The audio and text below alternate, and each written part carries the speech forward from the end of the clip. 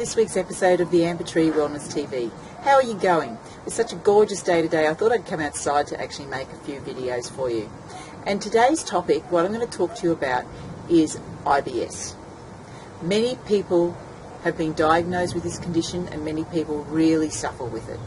So what is IBS? IBS is known as Irritable Bowel Syndrome, and quite often it's a diagnosis that is given when all other diagnoses have failed. After the doctor has done so many different tests and they can't really work out what's going on, they say, you've got IBS, that's just the way your bowel works, there's nothing you can do about it. But what is really happening? Why do people suffer from these type of conditions? If you've got a bowel which is continually reacting and you're alternating between diarrhea and constipation, it can get worse with stress. Certain foods can trigger, you get bloating, you get pains in the stomach. That is not normal, and there is something going on.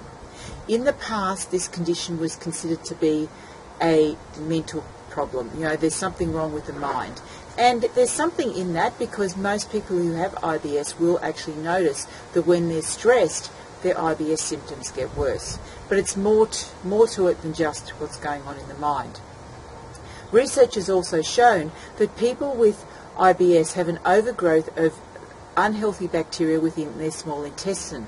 That's called SIBO, so small intestinal bacterial overgrowth. So that creates a whole pile of toxins, and that plays a role in IBS. The serotonin was also seen to be an issue, and serotonin is our feel-good hormones. And most people know about serotonin when we're talking about depression.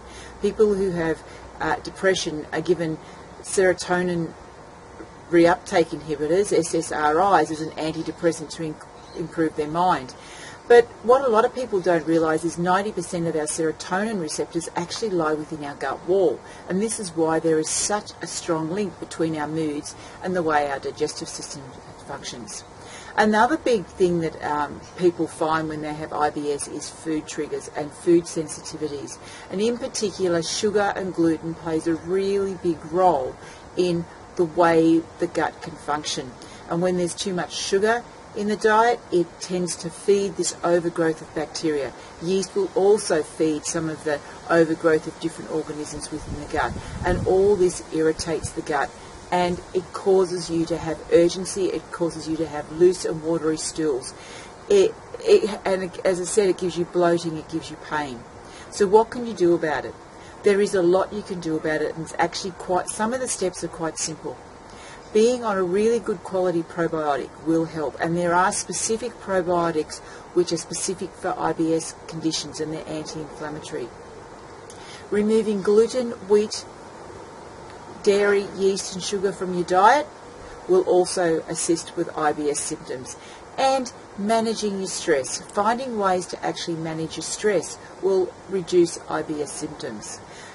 There is a lot that you can do for IBS, and it's not just one answer.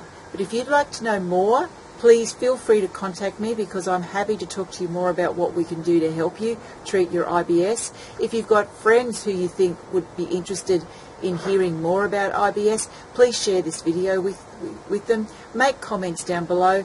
I'd love to hear from you. What do you think? Do you have these? Do you suffer from these conditions? What have you done to actually alleviate what's going on within your gut? So until next week, I'll see you then. Bye.